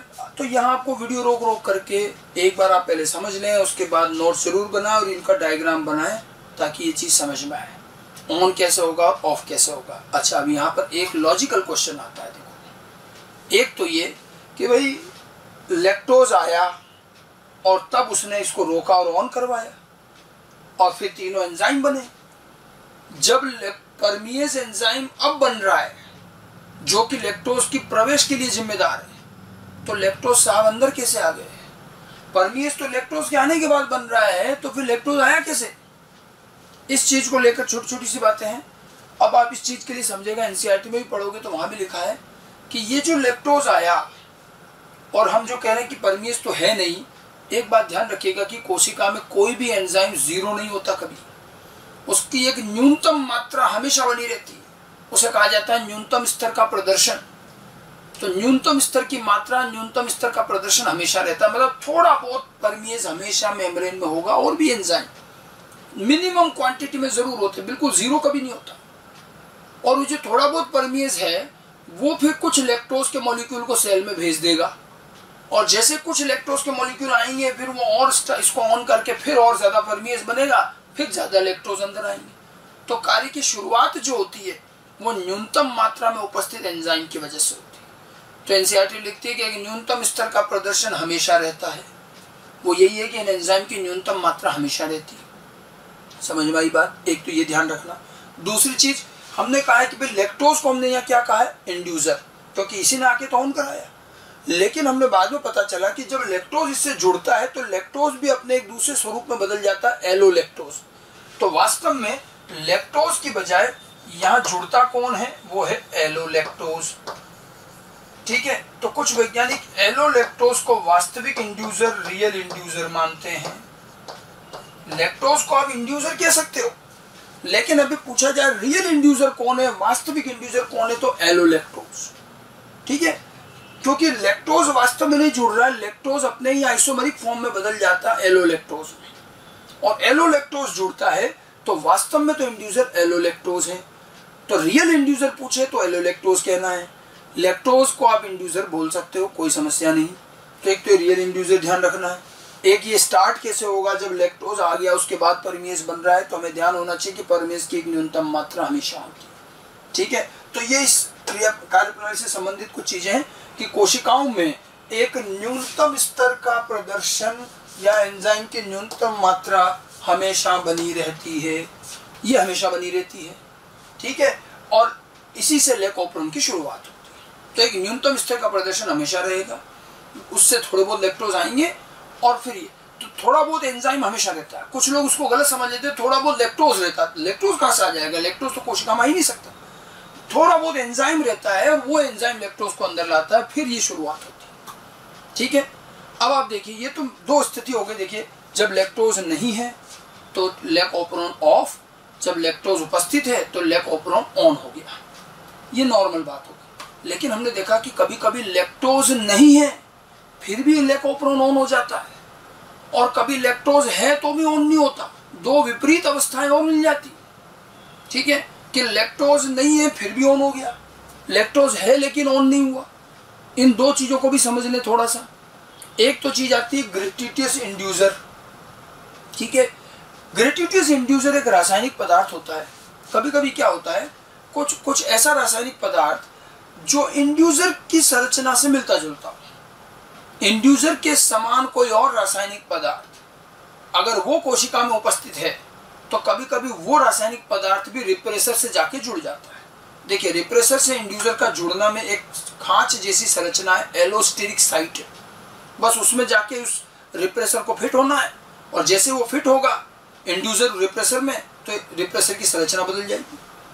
ठीक है, अब अगर कोई और कंपाउंड जो इंड्यूसर के समान मिलता जुलता है तो कभी कभी वो भी रिप्रेसर में जाके लग जाता है, और उसके लगने से भी रिप्रेसर की संरचना बदल गई, स्विच ऑन हो गया। स्विच ऑन हो गया तो एंजाइम बनने लग गए। अब एंजाइम तो बन रहे हैं लेकिन लैक्टोज तो ही लैक्टोज नहीं है, लैक्टोज जैसा कोई और कंपाउंड है, वो भी रिप्रेसर को रोक करके ऑपरोन ऑन कर देता है, और ये टोटली सेल के लिए वेस्टेज है। एंजाइम बनते हैं लेकिन किसी काम के नहीं, और ऐसे कंपाउंड को ग्रेटिटियस इंड्यूसर कहते हैं। तो ग्रेटिटियस इंड्यूसर वह रासायनिक पदार्थ जिसकी संरचना इंड्यूसर के काफी समान होती है।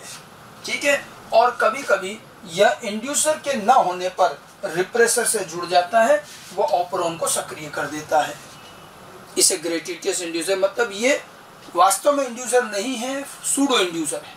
उदाहरण देखिए, आइसोप्रोपाइल थायोगैलेक्टोसाइड IPTG, आइसोप्रोपाइल थायोगैलेक्टोसाइड, ये लैक्टोज का ग्रेटिटियस इंड्यूसर है। लैक्टोज को गैलेक्टोसाइड भी कहते हैं, ध्यान रखना। लैक्टोज जो है वो बीटा गैलेक्टोसाइड भी कहा जाता है। ये जो लैक्टोज है आप इसको बीटा गैलेक्टोसाइड भी कह सकते हैं, इसीलिए इसके एंजाइम को बीटा गैलेक्टोसाइडेज कहते हैं। अब कई बार पढ़ने में गलती करते हैं, बीटा गैलेक्टोसाइड अगर लिखा है तो वो तो लैक्टोज का ही दूसरा नाम है, बीटा गैलेक्टोसाइडेज कहा है तो वो एंजाइम में लास्ट में AAC आता है। ठीक है, और ये थायोगैलेक्टोसाइड है तो इससे काफी मिलता जुलता है। तो कई बार IPTG अगर कोशिका में है तो वो भी लैकोप्रोन शुरू कर देता है लैक्टोज के नहीं होने के बावजूद। तो लैक्टोज के नहीं होने के बाद भी ऑपरोन स्टार्ट हो सकता है, और वो कैसे स्टार्ट होगा, वो स्टार्ट किससे होगा, इस ग्रेटिटियस इंड्यूसर बीटा गैलेक्टोसाइड की। NCERT में एक जगह लिखा हुआ है, हिंदी के NCERT में थोड़ी सी गड़बड़ हो सकता है, वो सही हो गई हो, कि एक जगह लिखा हुआ है कि परमिएज जो है बीटा गैलेक्टोसाइडेज की प्रवेश में मदद करता है। अंग्रेजी में लिखा है परमिएज helps in the entry of beta galactoside. English वाली NCERT में सही लिखा है कि परमिएज बीटा गैलेक्टोसाइड की एंट्री में मदद कर रहा है। बीटा गैलेक्टोसाइड लिख रहे हो तब तक तो ठीक है, वो लैक्टोज है, लेकिन अगर बीटा गैलेक्टोसाइडेज कर दिया तो गलत हो जाएगा। परमिएज बीटा गैलेक्टोसाइडेज की एंट्री में मदद नहीं करता है, गैलेक्टोसाइडेज तो एंजाइम है, वो तो अंदर ही बनता है। ये ध्यान रखना थोड़ा सा, हिंदी के NCERT में करेक्शन है, पढ़ते समय आप कर भी लेना, अगर सही लिखा है तो कोई दिक्कत नहीं। ठीक है, तो एक तो ये है कि ग्रेटिटियस इंड्यूसर की उपस्थिति में लैक्टोज के नहीं होते हुए भी कार्य स्टार्ट हो सकता है। ठीक है।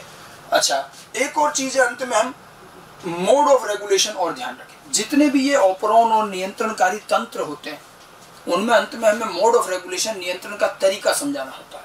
हमने जो पूरा ये नियंत्रण पढ़ा, इसमें अब आप देखिए मोड ऑफ रेगुलेशन कैसे।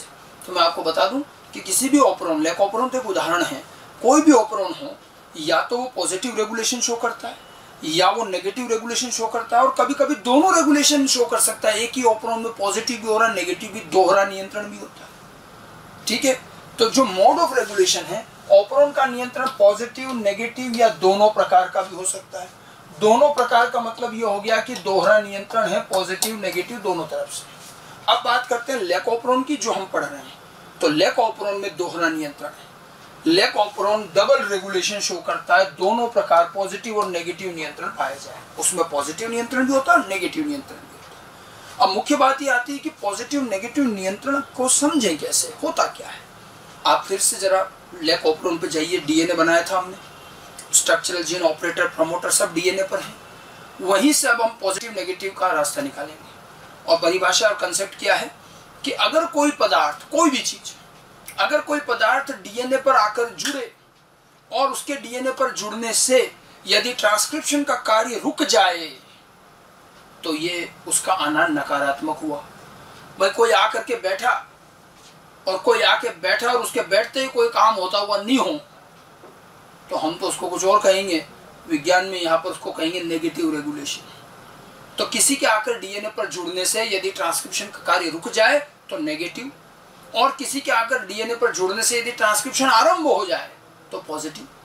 तो पॉजिटिव नेगेटिव डीएनए पर जुड़ाव से निकाला जाएगा, याद रखना। मैंने परिभाषा लिख रखी। नेगेटिव क्या है, जब किसी के डीएनए पर जुड़ने से ट्रांसक्रिप्शन का कार्य रुक जाए तो उसे नेगेटिव रेगुलेशन कहते हैं। और नेगेटिव रेगुलेशन का सबसे बढ़िया एग्जांपल है रिप्रेसर से होने वाला नियंत्रण। अब हमारे यहाँ हमने जो पिछले जो मैकेनिज्म देखे उसमें आप देखिए, जब रिप्रेसर डीएनए पर नहीं जुड़ पाया तो ट्रांसक्रिप्शन हो रहा है, अगर ये यहाँ जुड़ जाता तो ट्रांसक्रिप्शन नहीं होता। अर्थात रिप्रेसर की तरफ से जो नियंत्रण हो रहा है वो तो कैसा हुआ, नेगेटिव रेगुलेशन। अगर रिप्रेसर ऑपरेटर पर जुड़ गया तो ट्रांसक्रिप्शन नहीं होगा। अगर रिप्रेसर ऑपरेटर पर नहीं जुड़ा तो ट्रांसक्रिप्शन होगा, तो वो रिप्रेसर का नियंत्रण तो कैसा हुआ, नेगेटिव। एनसीईआरटी ने ये तो समझा रखा है। एनसीईआरटी ने ये भी लिखा है कि लैक ऑपरॉन पॉजिटिव रेगुलेशन भी शो करता है, लेकिन वो आपके सिलेबस से आगे की बात है। इस तरह से उन्होंने आगे उसको समझाया नहीं। छोटी सी बात है, हम समझ सकते हैं। ठीक है। अब पॉजिटिव रेगुलेशन कैसे होता है, परिभाषा क्या होगी कि जब किसी के डीएनए पर जुड़ने से ट्रांसक्रिप्शन का आरंभ हो जाए तो उसका नियंत्रण पॉजिटिव कहा जाता है। ठीक है। अगर ट्रांसक्रिप्शन स्टार्ट हो जाए तो उसको हम पॉजिटिव रेगुलेशन कहेंगे। और ये पॉजिटिव रेगुलेशन होता है कैटाबोलिक एक्टिवेटर प्रोटीन कैप। ये एक छोटा सा प्रोटीन है, इसको CAP लिखते हैं, कैप, कैटाबोलिक एक्टिवेटर प्रोटीन। अब इसके बारे में एनसीईआरटी में जिक्र नहीं मिलता क्योंकि ये इन्होंने कहा है कि आगे की चीज है, लेकिन एक छोटी सी चीज हम समझ सकते हैं कि कभी कभी जो मैंने आपको कहा था ना कि लैक्टोज के नहीं होने पर भी ऑपरॉन स्टार्ट हो गया ग्रेटिटियस इंड्यूसर के कारण। एक दूसरी अवस्था और है कि लैक्टोज है लेकिन स्टार्ट नहीं हो रहा। अब याद कीजिए, शुरुआत वाले वो 3 टेस्ट ट्यूब वाले प्रयोग, एक टेस्ट ट्यूब में ग्लूकोज लिया था, एक में ग्लूकोज और लैक्टोज और एक में सिर्फ लैक्टोज। उसमें आपने ध्यान दिया कि बीच वाली जो ट्यूब थी जिसमें ग्लूकोज और लैक्टोज दोनों थे, दूसरे नंबर वाली, उसमें शुरू में एंजाइम नहीं बने, जबकि लैक्टोज था ना। अगर यही नियम है कि लैक्टोज अगर उपस्थित है तो एंजाइम बनेगा, तो वहां तो लैक्टोज उपस्थित था ना। लैक्टोज के उपस्थित होने के बावजूद भी उस परख नली में शुरू में एंजाइम नहीं बने और उसमें एंजाइम बाद में बने। ठीक है। अर्थात लैक्टोज के होते हुए भी एंजाइम नहीं बने, और उसका कारण है कि साथ में ग्लूकोज भी था। ठीक है। अब ये जो पूरा नियंत्रण है ये ग्लूकोज की तरफ से चलता है। एक और चीज है, ये देखिए, कैटाबोलिक एक्टिवेटर प्रोटीन जो होता है एक छोटा सा प्रोटीन है और ये सेल में जरूरत के हिसाब से बनता है, और एक कंपाउंड होता है CAMP, जैसे हम ATP बताते हैं उसी तरह से CAMP साइक्लिक AMP है, जो एक ऊर्जा स्वरूप माना जाता है। आप फिजियोलॉजी वगैरह में कई जगह पढ़ेंगे। और ये एनर्जी कंपोनेंट है, ये ग्लूकोज से विपरीत चलता है। ठीक है। तो कैटाबोलिक एक्टिवेटर प्रोटीन, पहले तो हम ये समझ लें, ये जो हमारा रेगुलेशन हमने देखा था, कैटाबोलिक एक्टिवेटर प्रोटीन जो होता है वो एक छोटा सा प्रोटीन है जो प्रमोटर पर आकर के जुड़ता है। यूँ समझिए कि इस जगह पर प्रमोटर में ये एक साइट होती है, कैप साइट कहते हैं इसको। ये इसलिए नहीं बताई जाती शुरू में क्योंकि एनसीईआरटी में नहीं दे रखी, बाकी इसका एक्चुअल मैकेनिज्म यही। प्रमोटर रीजन के अंदर एक छोटा सा स्थल होता है जहां कैप प्रोटीन आकर जुड़ता है। अब पूरी कहानी इस तरह से, हमने कहा था कि आरएनए पॉलीमरेज प्रमोटर पर जुड़ेगा तब कार्य आरंभ होगा, लेकिन एक चीज ध्यान रखना, आरएनए पॉलीमरेज प्रमोटर पर तब जुड़ता है जब catabolic activator protein cap site पर पहले लगा हो, यानी कि पहले कैप प्रोटीन जुड़ेगा, उसके बाद वो थोड़ा सा डीएनए का ओरिएंटेशन घुमा के सही करता है, तब जाकर के उसमें फिर क्या जुड़ेगा, ये आरएनए पॉलीमरेज एंजाइम। तो आरएनए पॉलीमरेज के यहाँ जुड़ने के लिए ये अति आवश्यक है कि पहले क्या लगा हुआ हो, यहाँ पर कैप प्रोटीन लगा हुआ हो। अब कैप आएगा कहाँ से? कैप प्रोटीन का जो सिंथेसिस है हमारी सेल में CAMP साइक्लिक AMP से होता है। इसकी कंसंट्रेशन CAMP पर निर्भर करेगी। साइक्लिक AMP जितना होगा उसी रेशो में कैप बनता है, ये कैप उसी से बनता है। साइक्लिक AMP ATP के समान एक ऊर्जा स्वरूप है और ये ग्लूकोज की मात्रा कम होने पर बनता है। सेल में CAMP जो होता है it is inversely proportional to glucose, ठीक है। अगर कोशिका में ग्लूकोज की मात्रा ज्यादा है तो CAMP कम, और ग्लूकोज अगर कम है तो CAMP ज्यादा बनता है। एक तो ये रिलेशन पता होना चाहिए, और CAMP की मात्रा ही तय करेगी कि कितना कैप बनेगा। आगे बात समझ में, पहले ये रिलेशन समझ में आना चाहिए तीनों का। अब आप देखो ग्लूकोज का ये दोहरा नियंत्रण कहाँ से आता है। लैक्टोज के होने नहीं होने की बात तो रिप्रेसर से नियंत्रित हो रही है। अब आप देखो अगर लैक्टोज है लेकिन साथ में ग्लूकोज भी अच्छा खासा है, अगर ग्लूकोज की मात्रा ज्यादा है, ग्लूकोज ज्यादा हुआ तो CAMP क्या हो जाएगा, कम। अब CAMP कम हुआ तो कैप नहीं बनेगा, और जब कैप नहीं बनेगा तो क्या हुआ, भले लैक्टोज हो, लैक्टोज ने रिप्रेसर हटा के ऑपरेटर का स्विच ऑन भी कर दिया, लेकिन क्योंकि कैप नहीं बना तो कैप साइट पर प्रमोटर पर जाकर जुड़ा नहीं वो, और वहां अगर वो नहीं जुड़ा तो भले ऑपरेटर का स्विच ऑन है फिर भी क्या होगा, आरएनए पॉलीमरेज प्रमोटर पर नहीं जुड़ पाएगा। आरएनए पॉलीमरेज के प्रमोटर पर जुड़ने की कंडीशन यही है कि कैप प्रोटीन लगना चाहिए, और कैप इसलिए नहीं लग रहा है, कैप इसलिए नहीं बना क्योंकि ग्लूकोज ज्यादा है, ठीक है। तो अब क्या है, देखो लैक्टोज भले ही खूब है, लेकिन अगर ग्लूकोज की भी कंसंट्रेशन बढ़िया है तो ग्लूकोज लैकोप्रोन को स्टार्ट नहीं होने देगा, और लैक्टोज के होते हुए भी लैकोप्रोन ऑफ रहेगा, ठीक है। क्योंकि देखो पहले लैक्टोज ज्यादा है तो सेल तो लैक्टोज लेगी ना, सॉरी ग्लूकोज ज्यादा है तो सेल तो ग्लूकोज लेगी, तो लैक्टोज की जरूरत ही नहीं, तो लैकोप्रोन ऑन क्यों करें। तो ये लैक्टोज और ग्लूकोज की सांद्रता का दोहरा नियंत्रण है, ठीक है। ग्लूकोज ज्यादा है तब तक भले लैक्टोज हो, ओप्रोन स्टार्ट नहीं होगा। फिर जैसे जैसे ग्लूकोज उपयोग होता जाएगा और कम होता जाएगा तो ग्लूकोज कम होगा तो CAMP का लेवल बढ़ेगा, और CAMP का जब लेवल बढ़ेगा तो कैप भी सिंथेसिस होगा, और कैप सिंथेसिस होगा तो वो प्रमोटर पर जाके जुड़ेगा, और कैप जैसे ही जुड़ेगा तो आरएनए पॉलीमरेज भी प्रमोटर पर लग जाएगा, और लैक्टोज ने तो पहले ही स्विच ऑन करा रखा है, रिप्रेसर हटा रखा है, तो जैसे आरएनए पॉलीमरेज जुड़ेगा ट्रांसक्रिप्शन स्टार्ट हो जाएगा। तो आप देखो कैप के डीएनए पर जुड़ने से ट्रांसक्रिप्शन शुरू हुआ कि नहीं हुआ, हुआ ना। कैप जुड़ा, उसी के बाद आरएनए पॉलीमरेज जुड़ा और ट्रांसक्रिप्शन स्टार्ट। तो कैप के जुड़ने पर क्योंकि ट्रांसक्रिप्शन स्टार्ट होता है, इसीलिए कैप का नियंत्रण क्या माना जाता है, पॉजिटिव। लेकिन कैप तभी जुड़ेगा जब ग्लूकोज की मात्रा कम होगी। तो इस तरह से कोशिका में ग्लूकोज और लैक्टोज की सांद्रताएं तय करती है कि लैकोप्रोन स्टार्ट होगा या नहीं होगा, होगा तो कितनी देर होगा। भाई स्टार्ट हो गया मान लो, और अच्छा खासा, भाई लैक्टोज का भी विघटन होकर ग्लूकोज ही बनता है, फिर जब ग्लूकोज फिर इकट्ठा हो गया ज्यादा तो फिर लैकोप्रोन को रोक देगा, फिर ग्लूकोज काम में आएगा और वो कम हो गया फिर लैकोप्रोन स्टार्ट हो जाएगा। इस तरह से संतुलन चलता है।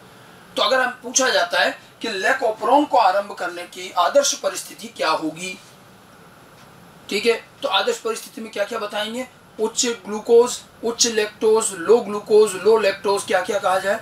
लैकोप्रोन को स्टार्ट करने की आदर्श परिस्थिति क्या होगी कि अच्छा खासा अच्छा हाई लैक्टोज हो और ग्लूकोज कम हो, ठीक है। लो ग्लूकोज, हाई लैक्टोज। अगर हाई ग्लूकोज है तो कभी भी लैकोप्रोन स्टार्ट नहीं होगा, लो ग्लूकोज, हाई लैक्टोज, तब जाकर लैकोप्रोन स्टार्ट होता है। तो ये जो पूरी कंडीशन है ये अच्छी तरह से ध्यान रखनी है कि लैक्टोज के साथ साथ ग्लूकोज कैसे नियंत्रित करता है, ठीक है। एनसीईआरटी में एक प्रश्न पूछा हुआ है चैप्टर में, how long the lac operon will run, के लैकोप्रोन कितने समय तक चलेगा। तो कोई समय नहीं बताना है उसमें कि 2-5 मिनट चलेगा। लैकोप्रोन तब तक चलेगा जब तक ग्लूकोज की मात्रा कम रहेगी। जैसे ग्लूकोज की मात्रा बढ़ेगी तो लैकोप्रोन रुक जाएगा। तो लैक्टोज तो होना ही चाहिए, लेकोप्रोन को स्टार्ट करने के लिए लैक्टोज तो होना ही चाहिए, लेकिन ग्लूकोज भी कम होना चाहिए। तो लेकोप्रोन के स्टार्ट होने की जो कंडीशन होगी, लेकोप्रोन के ऑन होने के लिए क्या क्या कंडीशन रही, ये कंडीशन हमें ध्यान रखनी है। क्या? एक तो हाई लैक्टोज एवं लो ग्लूकोज, हाई लैक्टोज एवं लो ग्लूकोज होना चाहिए, और तभी पॉजिटिव और नेगेटिव दोहरा नियंत्रण चलेगा, और तब जो है लेकोप्रोन स्टार्ट होगा।